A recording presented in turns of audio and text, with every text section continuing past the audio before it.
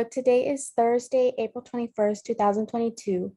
My name is Catherine Lopez. I'm interviewing Betsy Zamarron for the South Texas Archives at Texas A&M Kingsville.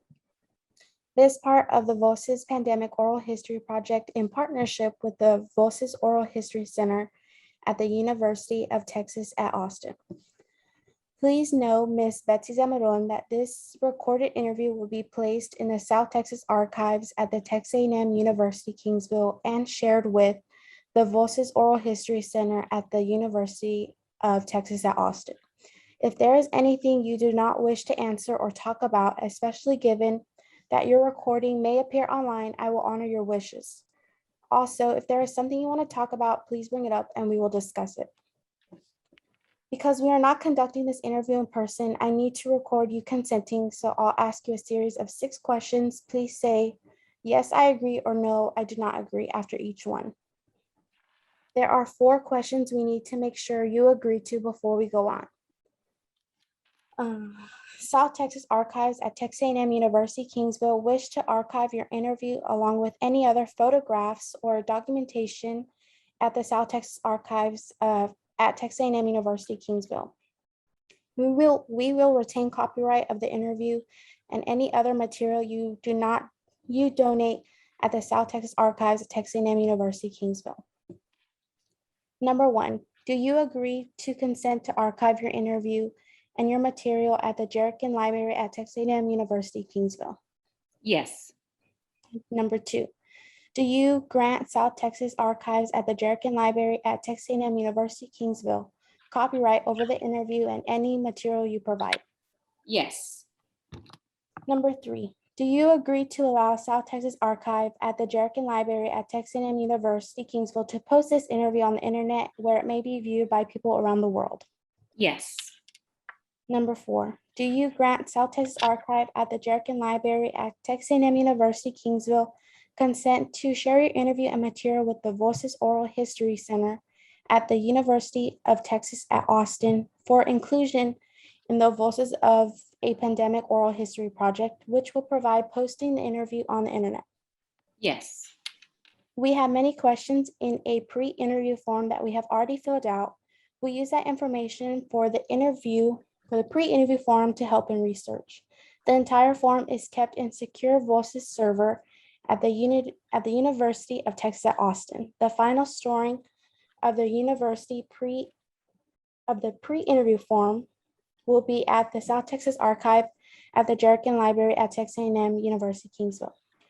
We have stripped out any contact information for yourself or family members, so that will not be part of your public file. Your public file will only be accessible at the Jerrican Library. Number 5, do you wish for us to share the rest of your interview in your public file available to researchers at the South Texas Archive at the Jerrican Library at Texas A&M University Kingsville? Yes. Number 6, on occasion, Voces receives requests from the journalists who wish to contact our interview subjects. We only deal with legitimate news outlets. Do you give consent for us to share your number or email with journalists? Yes. Thank you. First off, let's start off by you telling me about yourself, your family, and what you do for a living. Okay. I am a 43-year-old female. My name is Betsy Zamarron, and I am married for 21 years. I have 3 children, a 19-year-old male, a 13-year-old female, and a 10-year-old male. I'm a mother, a daughter, a sister, a grandmother. I have a granddaughter who will be 1 this May. And I'm an aunt, and I am a registered nurse with specializing in intensive care. You stated that you're an RN. When working while being home, what precautions were taken when returning home from a shift? I take off my shoes in the garage, constantly washing hands, but just sanitary, just taking stuff off and keeping the germs away from indoors. So when I walk in, I leave my shoes outside. I wipe down my tools that I use for work, like my stethoscope, my pens, my name badge. I do all of that at the end of my shift before I walk into the house. Also, being a travel RN, how was it going from a hospital to a hotel and not returning in your own home? It was very difficult because you really felt secluded. It was a big difference. It was a big change from our normal lifestyle. So going to a hotel was really difficult because coming home, you got to get just kind of set your mind off of work, enjoy your family, take care of different things within for the children, for yourself, schoolwork, things like that, dinner with the family. That connection and that bond with your family was very difficult because you'd have to do it through like FaceTime or Zoom. Um, and definitely that bond was harder to maintain because you didn't see your family every day. And how do you feel traveling affected your children's lives and your marriage? It was difficult. The line of communication was definitely broken at one point.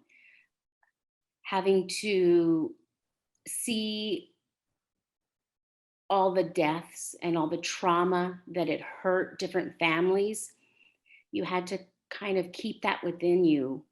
And I felt that that my family didn't really understand the full impact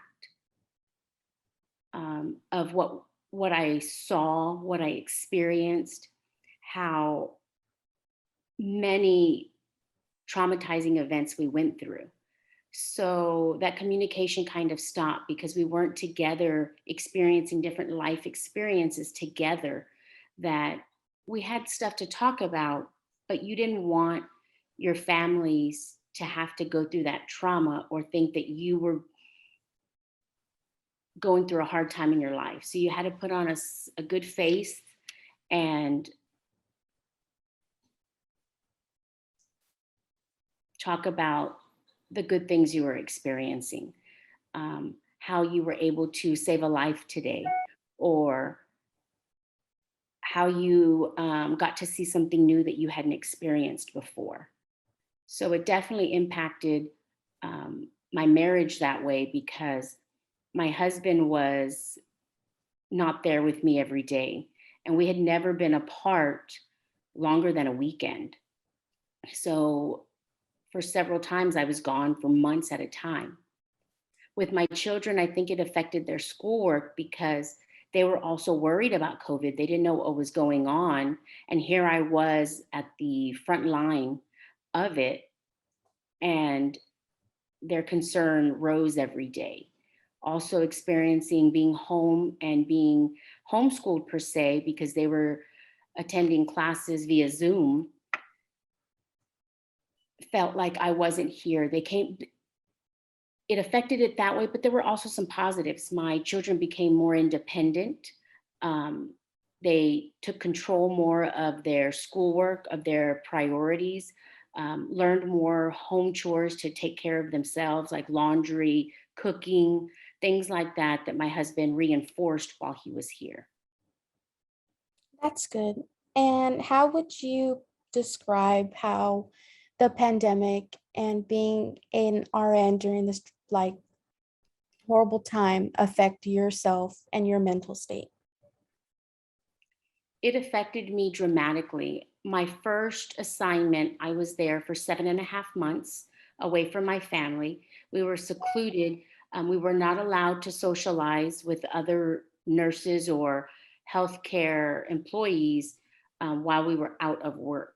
So when we returned to our hotel room, you weren't allowed to have any guests in your room. Your family couldn't visit. They were limiting the contact. So we were only allowed to go to the grocery store, and that was it. just for our bare necessities, or we'd have to have them delivered to the hotel. So our socialization that we received was most, I would say 100% within the hospital. And you were only really talking about the events that were occurring, care for a certain patient, but you really didn't have the social or the emotional support that you would normally have from your loved ones, from your family.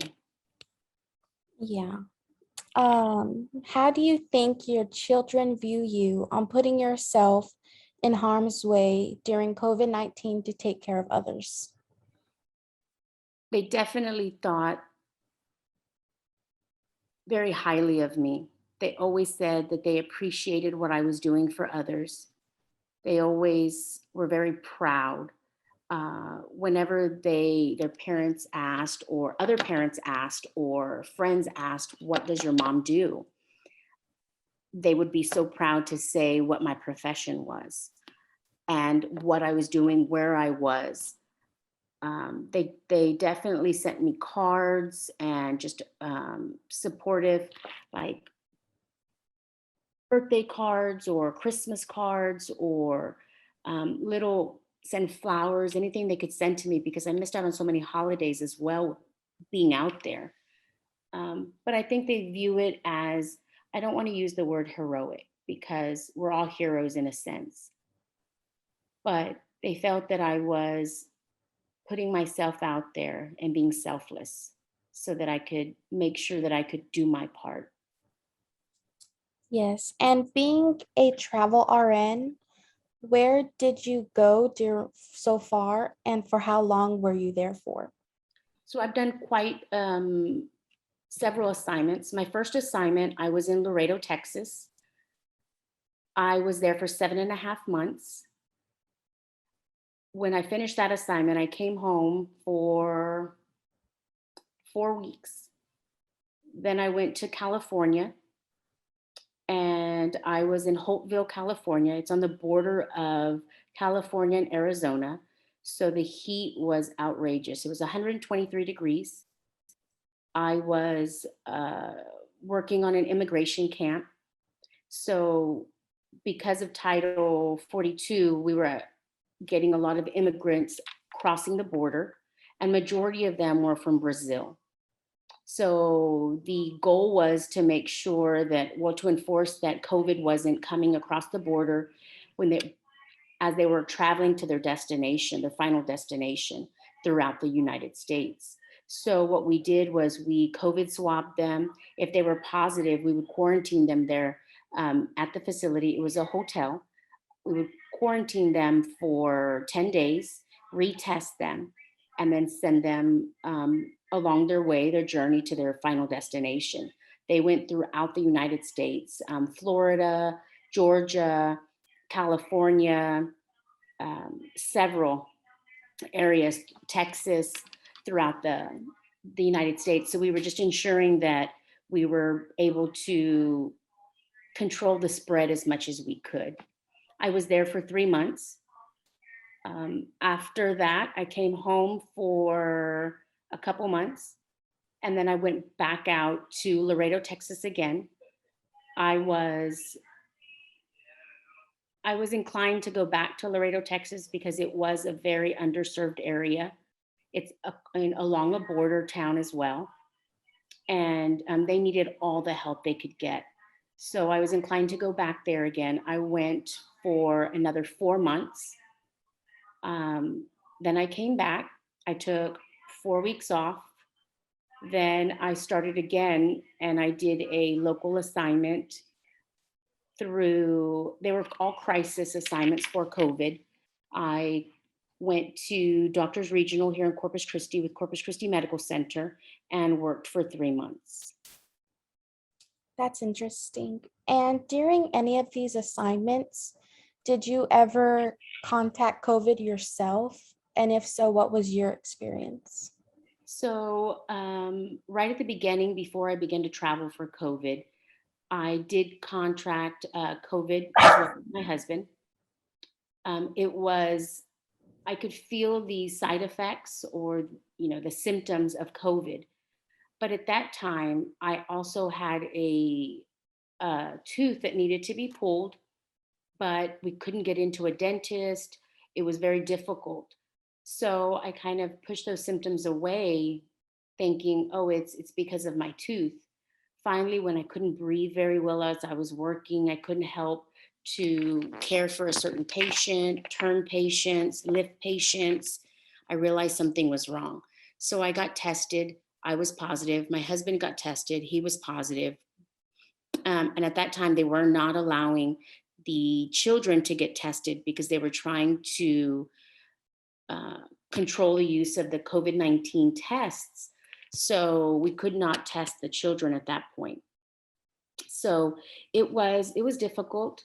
I could barely walk, maybe 15 steps. I did not have to be hospitalized.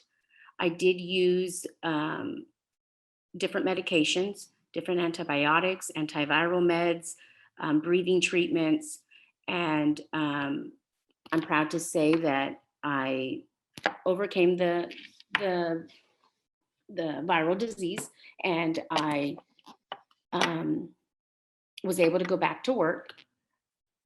And then this past December, I contracted it again, which was very, very minor. It lasted 3 days, and it was just minor symptoms. I thought I had just I was fatigued from working, from just being tired, and working so much.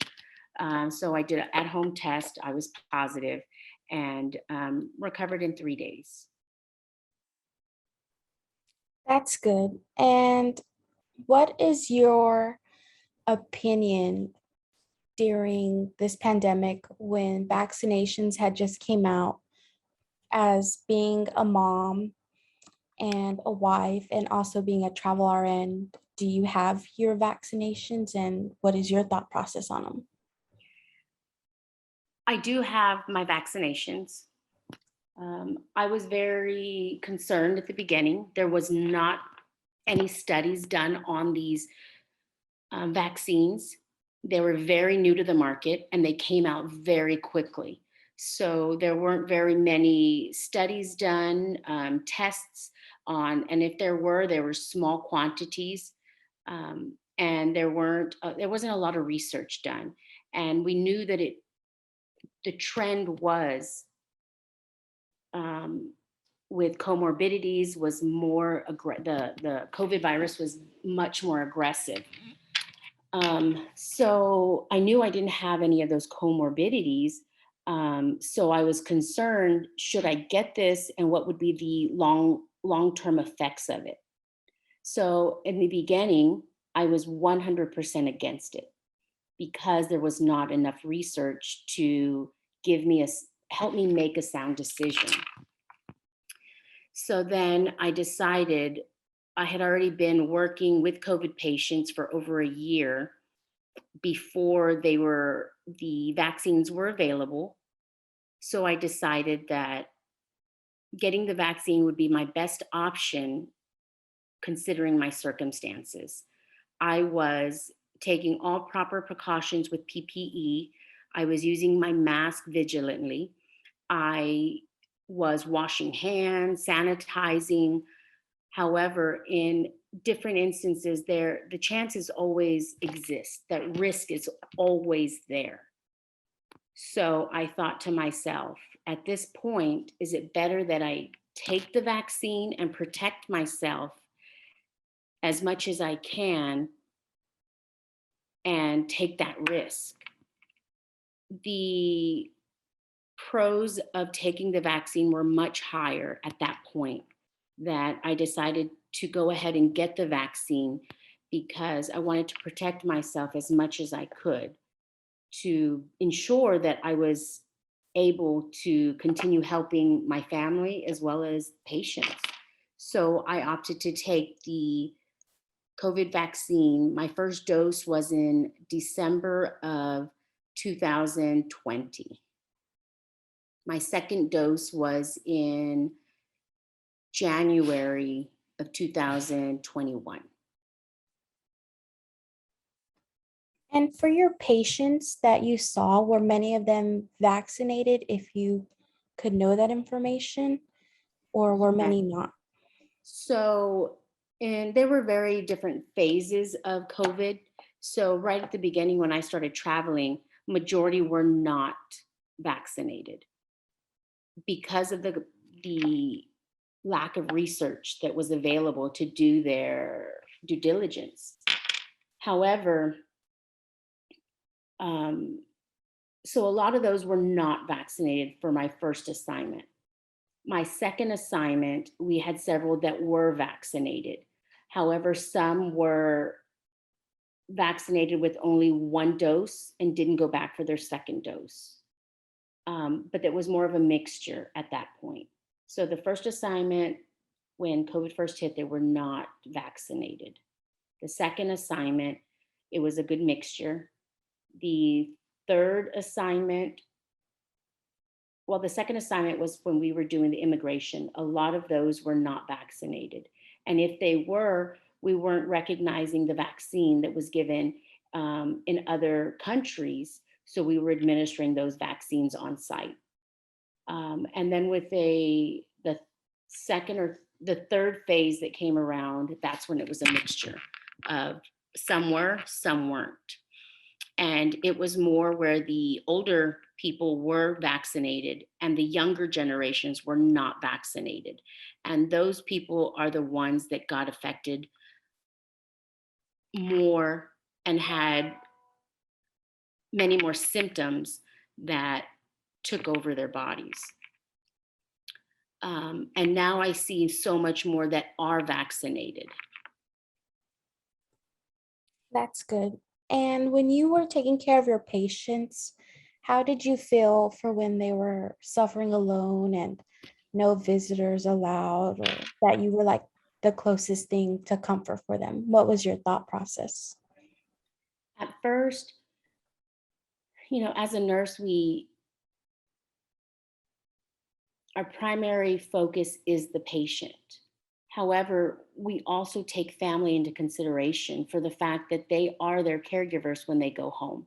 We educate, educate, educate so that their family members can assist them with their journey in regards to medication, in regards to diet, in regards to just self care, in regards to their health. So it was really difficult. That was one of the hardest things that I had to deal with because family members at that point, we were trying to control the spread of COVID, that we were not allowing family members in.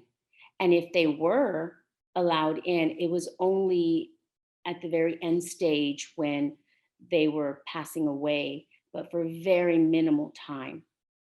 Um, and not always did we get the family members in before our patients passed.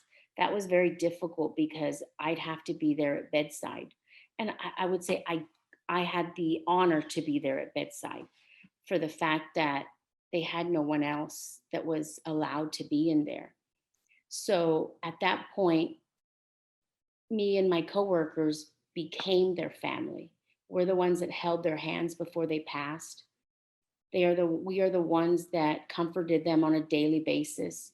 We're the ones who made sure they had what they needed, their personal requests, things that we could do for them. We went above and beyond to make sure that we gave them as much emotional support as regards to talking with them, comforting them. We used Zoom quite a bit so that we could Zoom in their family members. We did so much education on teaching people how to use Zoom. Some people had no access to computers, so we had to show them how to use it or ways to get access through their phone. But Zoom was used a lot in regards to showing, being able to visibly see each other.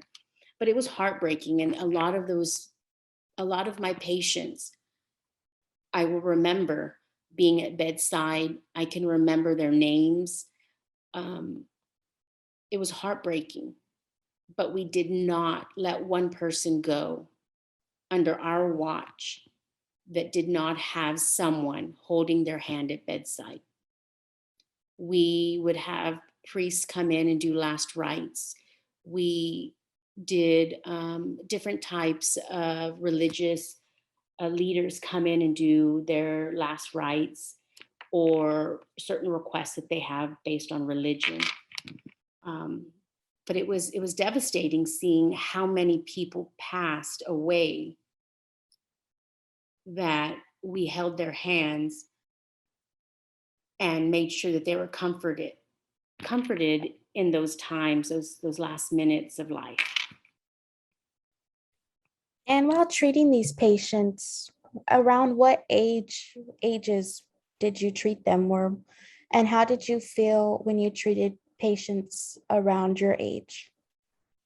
So at the beginning, there were mostly ages 50 to 80s, um, with a lot of comorbidities.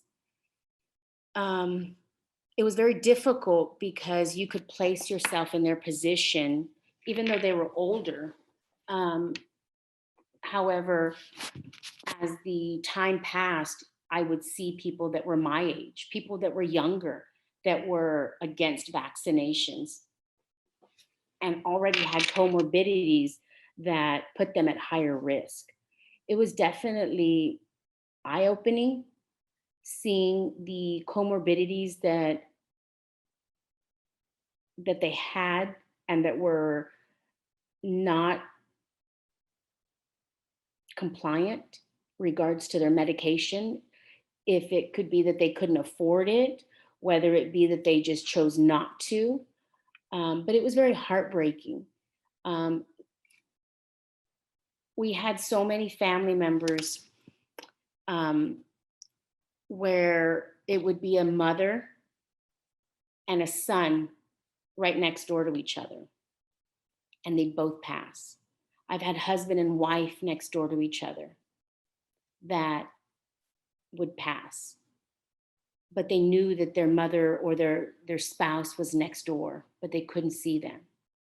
We had family members that were recovering and would come out of ICU and go up to upstairs to a lower acuity floor, and we would wheelchair them down to visit because they were still COVID positive, just their acuity was lower. So we'd wheelchair them down so that they could have one or two visits with their family member. And that was heartbreaking. I don't know how many times I had to step away, get off of the floor, go to a break room, hide in a bathroom, and cry for for these patients because we didn't have a cure for them. Um, we could not handle the effects it was taking on their bodies, but it was devastating. And every person that passed, especially when it was siblings next door to each other or someone returning um, after, or someone coming in because they're an elderly coming in because their child, their adult child came to visit or to drop off groceries and didn't tell them that they had COVID. So when they give them a hug, they would end up getting COVID or give them a kiss. And they thought they were doing their best that they could by delivering groceries to them or coming in and just making sure they were okay. And the elderly parent ended up getting COVID. So it was really difficult going through that and seeing every stage of how someone contracted COVID and the effects it took on their family.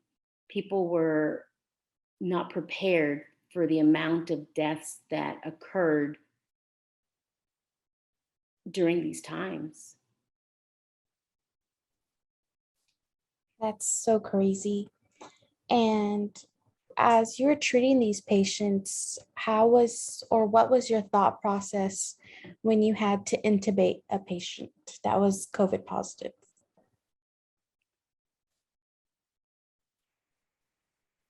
When we had to intubate a patient, the risk was very, very high. It was increased you had a very low percentage of survival at that point.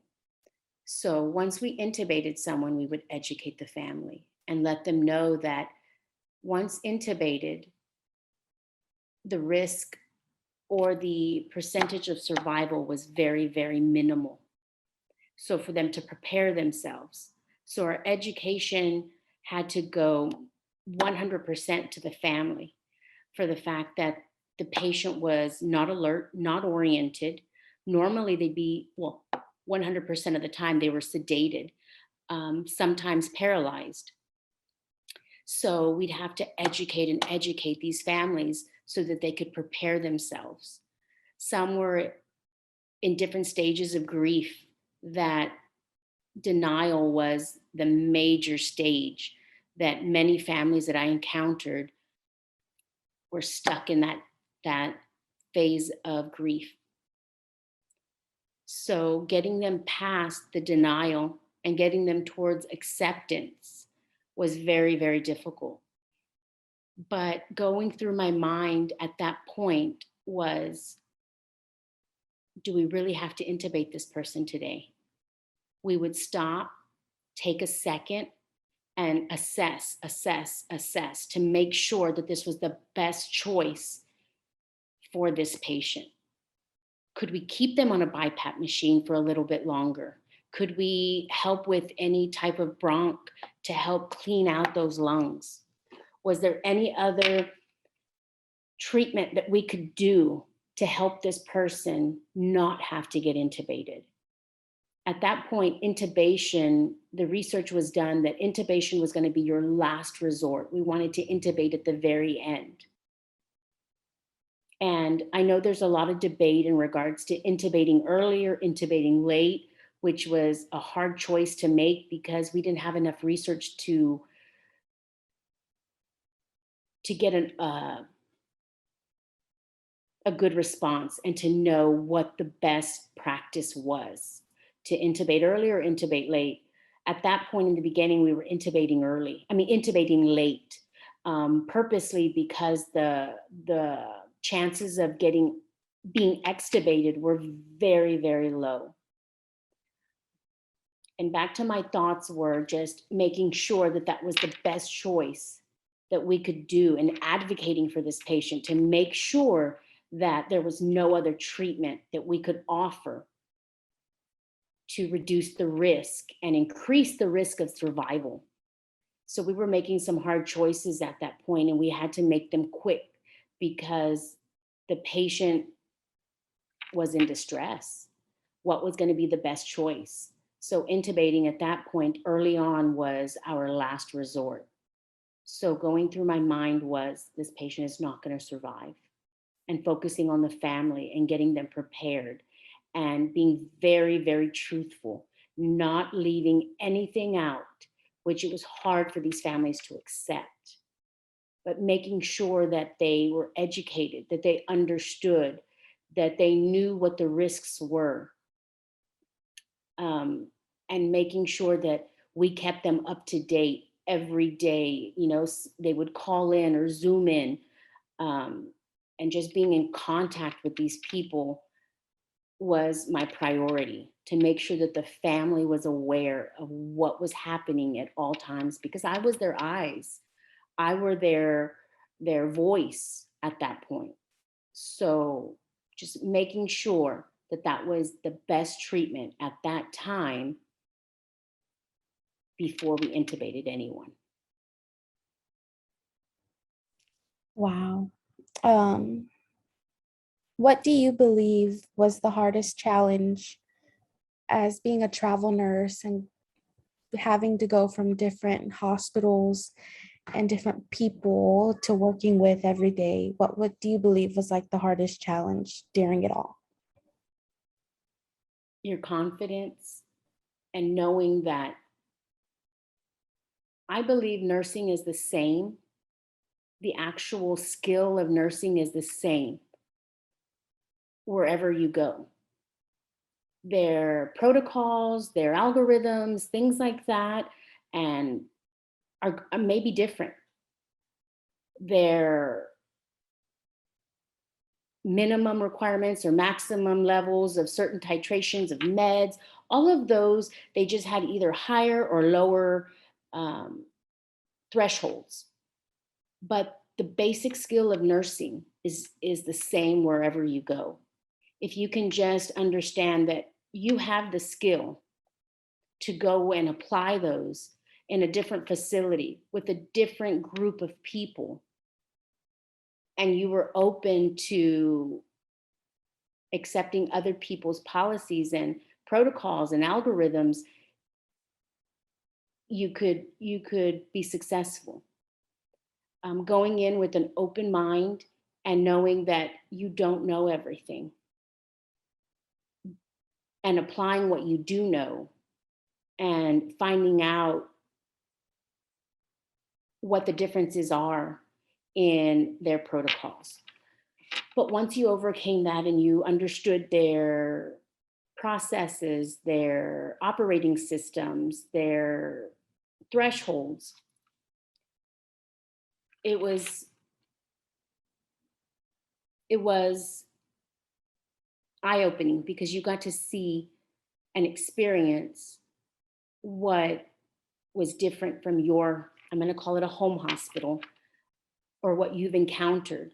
You got to see differences, how treatments were done differently, how doctors have different point of views, and how much you had to advocate for what you knew what was right, because maybe they didn't follow those practices or express certain treatments for certain diagnoses. So bringing those up and having that confidence to advocate for your patients, and confidence in your skill to talk to physicians or specialty physicians of, well, can we try this? Can we try that? How do you feel about this? In regards to treatments, was very, very difficult at first, because people's personalities were different.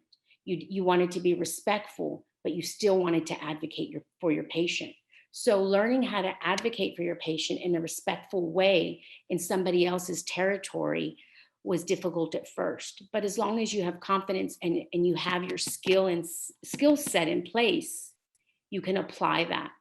And being a social person where you can conform to change, be able to fit in somewhere else, um, be confident in yourself to know that I can accept certain personalities.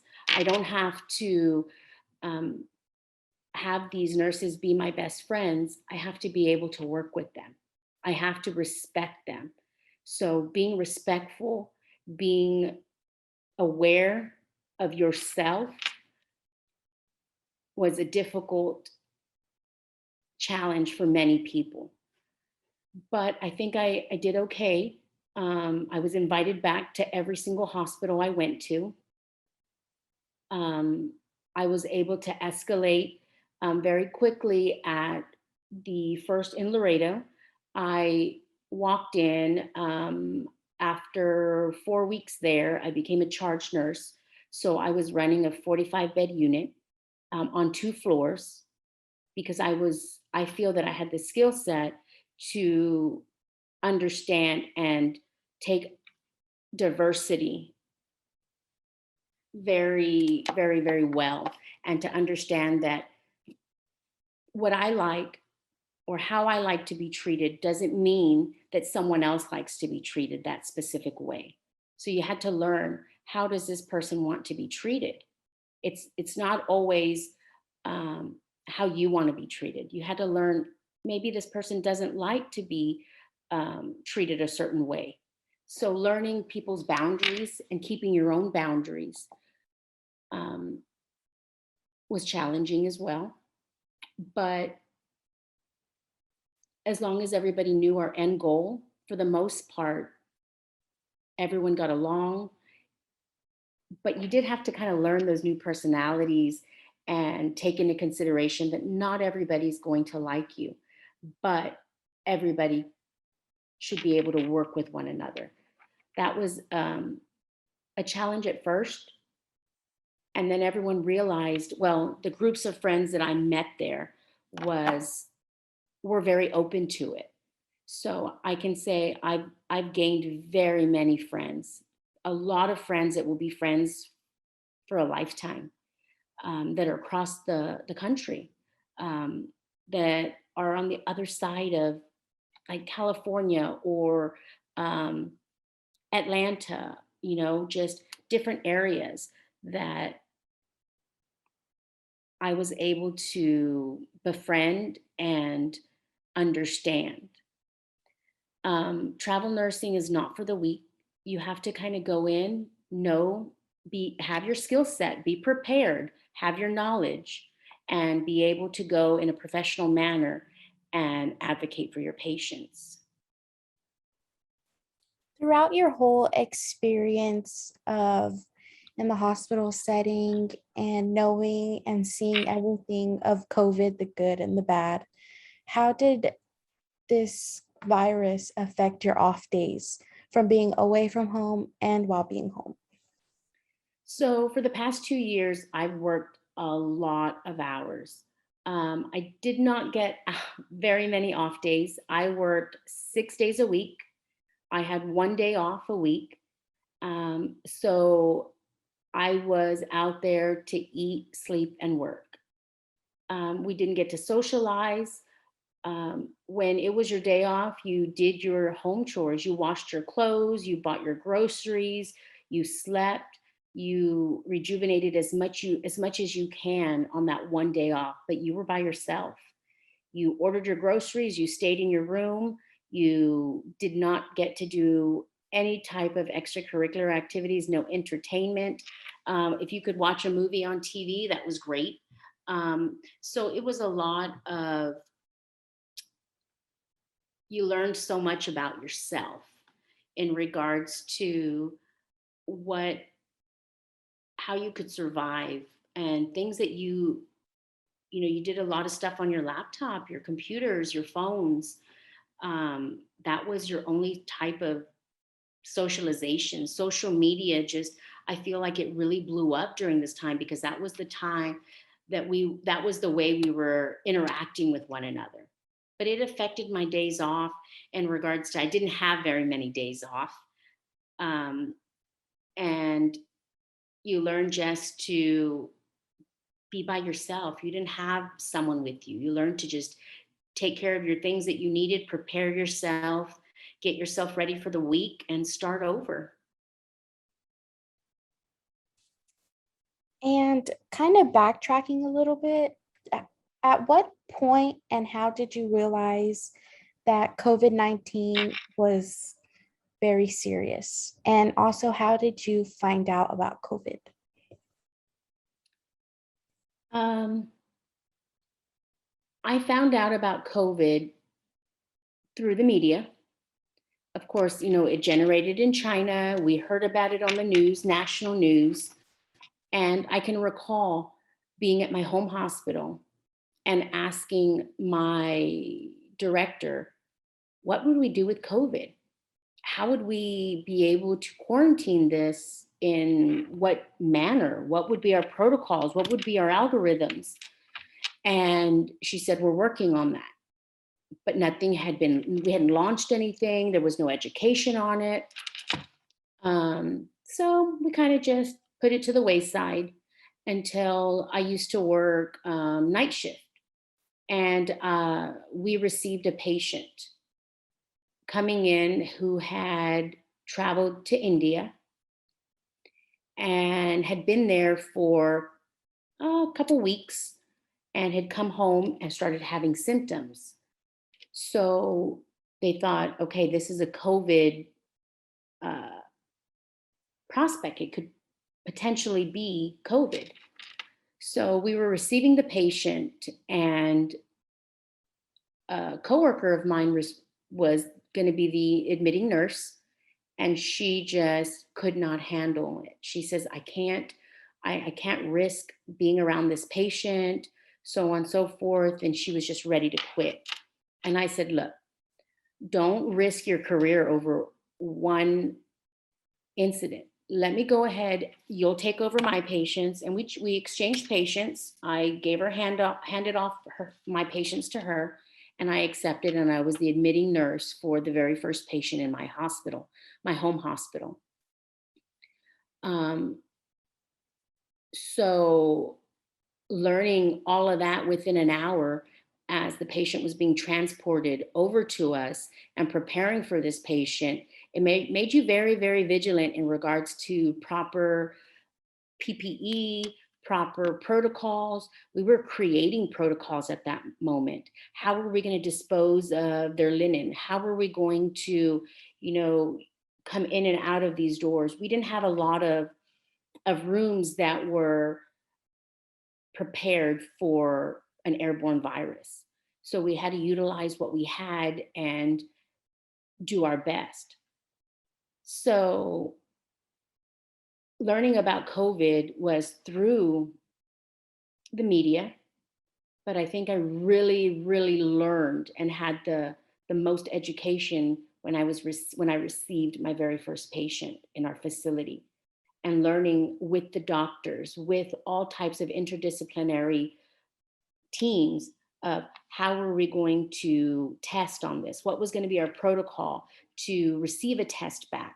What were we going to do in regards to proper disposal of certain things so that we weren't infecting other people that were not aware that this patient was infected, and it was maybe their linen that they were washing or bringing in their lunch tray.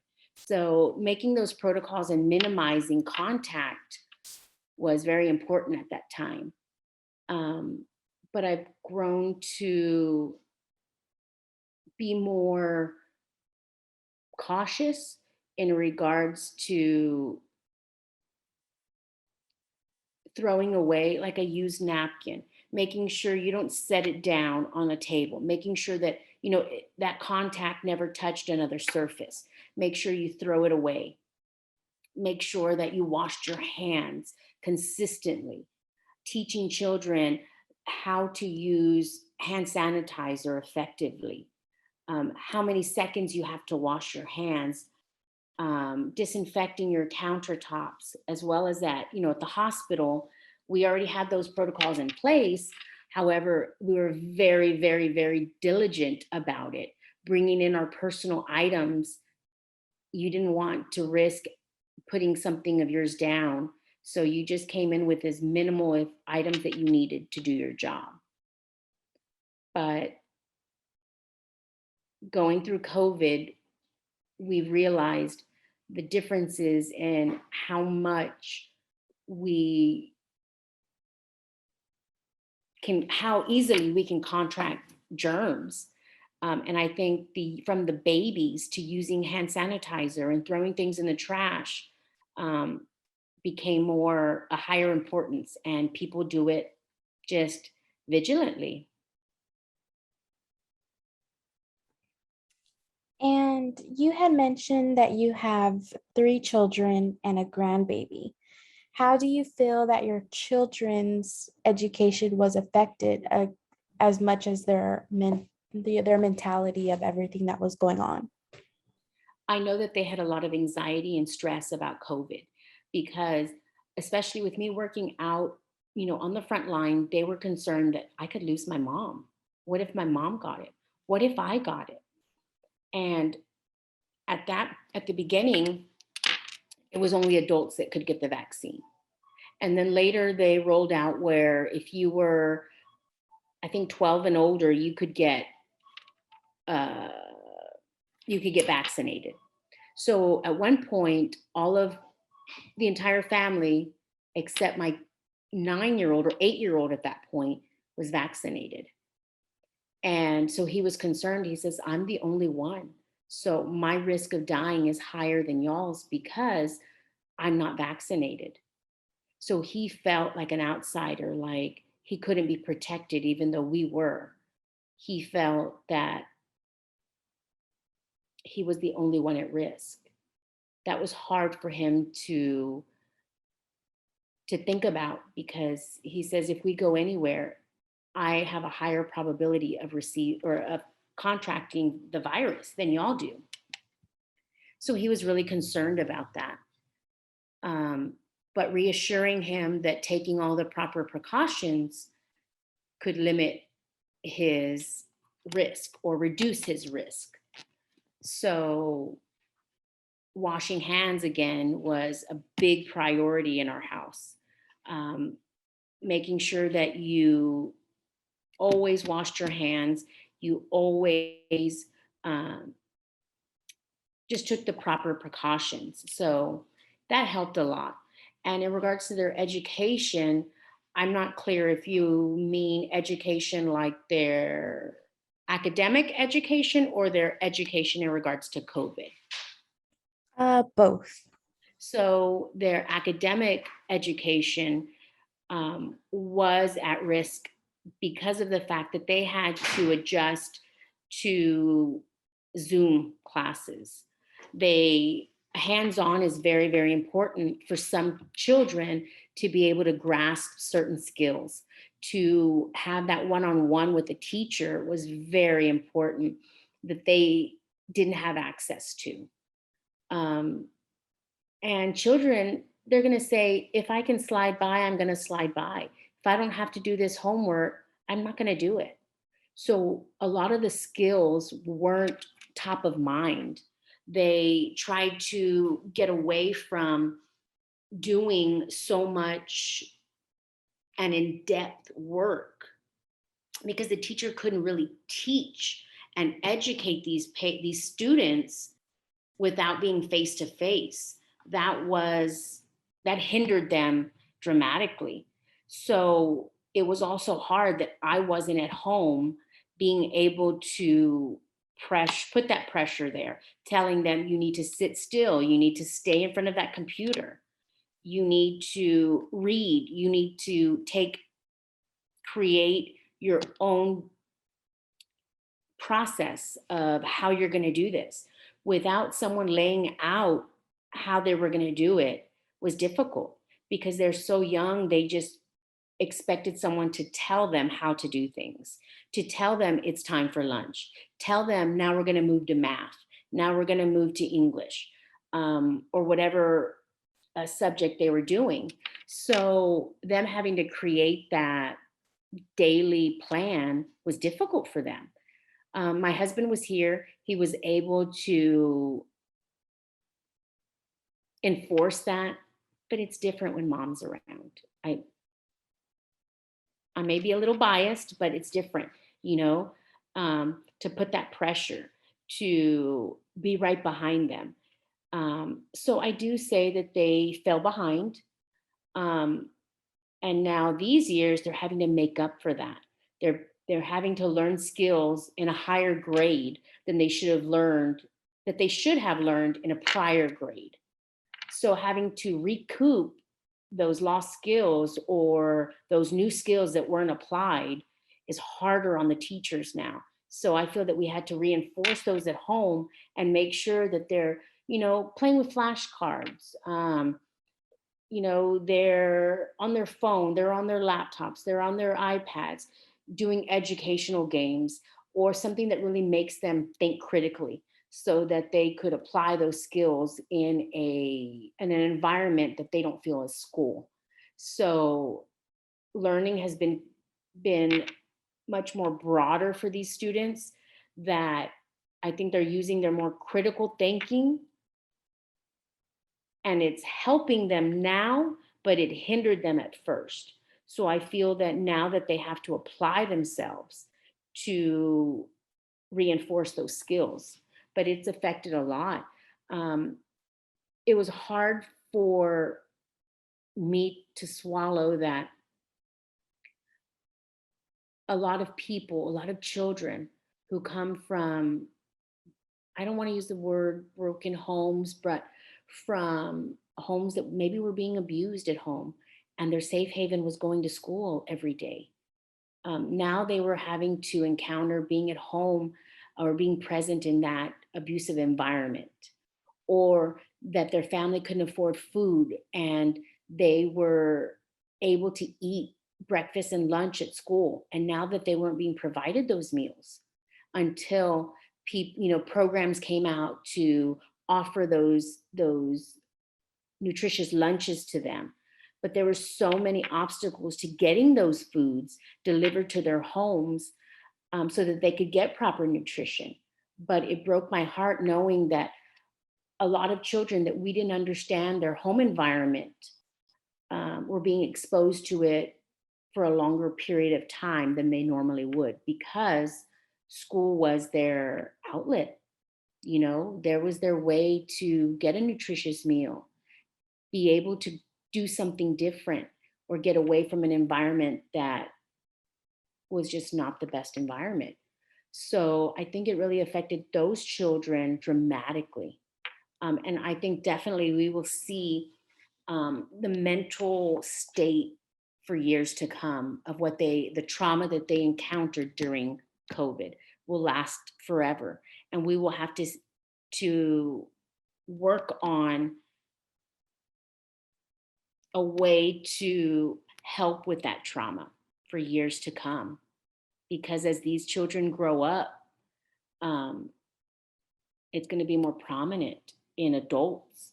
Um, so tackling that mental state, or the um, effects of COVID, are going to be here for years to come, even though the virus is under control. We're going to see the effects of it, whether it be physical effects, whether it be mental effects. Mental effects is going to be a large portion of it, especially that we don't have enough or sufficient mental um, programs out there, or facilities in different states that could assist with that. But we're going to see tons and tons of effects of COVID for years to come. That's really interesting. Do you view life differently after facing all this hardship and seeing what you've seen through this traumatic time? Yes. I see that, I mean, at one point, everyone is going to die. It's inevitable. So enjoy the time that you do have. Be present in the moments you have with the people that you love, the people that you want to be around. Take that trip. Go somewhere you've never gone before. Experience life, because you only have one life. So take that trip. Go do something you've never done. Tell the person that you love them. We often treat strangers better, or we're nicer to strangers at some point than to our loved ones. And we have to remember that we can be, we have to encounter that someone's always, to be kind, because someone's always, we don't understand we don't know what they're going through. And being kind to the person next to you, it's free. Do it, because you don't know what hardship they've gone through. So I've really seen and learned that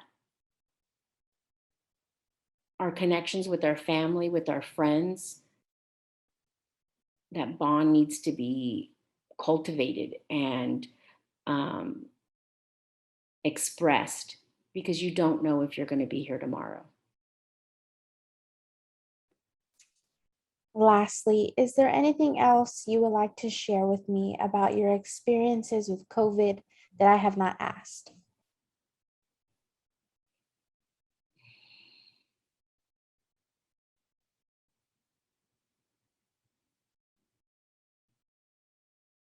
I would think that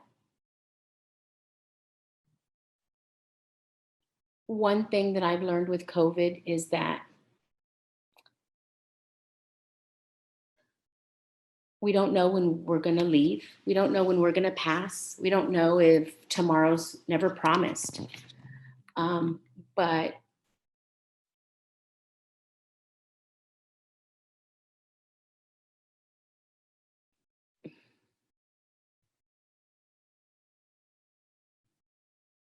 expressing ourselves to everyone in a kind fashion can make the world a better place. We all, even though some people may have not experienced COVID, everyone knows someone who has. And I think COVID changed the world in regards to commerce, in regards to relationships, in regards to social media. Um, it's changed the world. And going back, we've made some great strides in the right direction in regards to um, different aspects of life, like deliveries, like um, better precautions, being kinder to people. But overall, I think that we've all learned from the situation to know that we've encountered change. When our children or our grandchildren, great grandchildren are going through school, they're going to go back and say, what was COVID? How was COVID like? Um, and we're going to be the ones saying those stories. We're not going to be the ones saying, I had to walk 10 miles to school through snow. We're going to say, we had to wear a mask every day. We had to stay home. We had to quarantine. We weren't allowed to go anywhere. We created our own type of entertainment at home. There's this little comic that I saw, and it's of a little boy asking his grandfather, why does grandma always wash the grocery bags before she puts them away? And he says, oh, son, it's because she lived through COVID. It's because she's wiping down the grocery bags before she stuffs them in another bag to reuse. Um, and that's going to be my generation when we age. It's going to be, oh, I lived through COVID. So it's just, I think the world has changed. COVID changed the world. That was amazing. That's all I have for today. I just want to say thank you so much for doing this. And if you have any photos you'd like to share, you can send them to me and I can put them with this video. Okay. That Thank you, sounds good. Betsy. You're very welcome.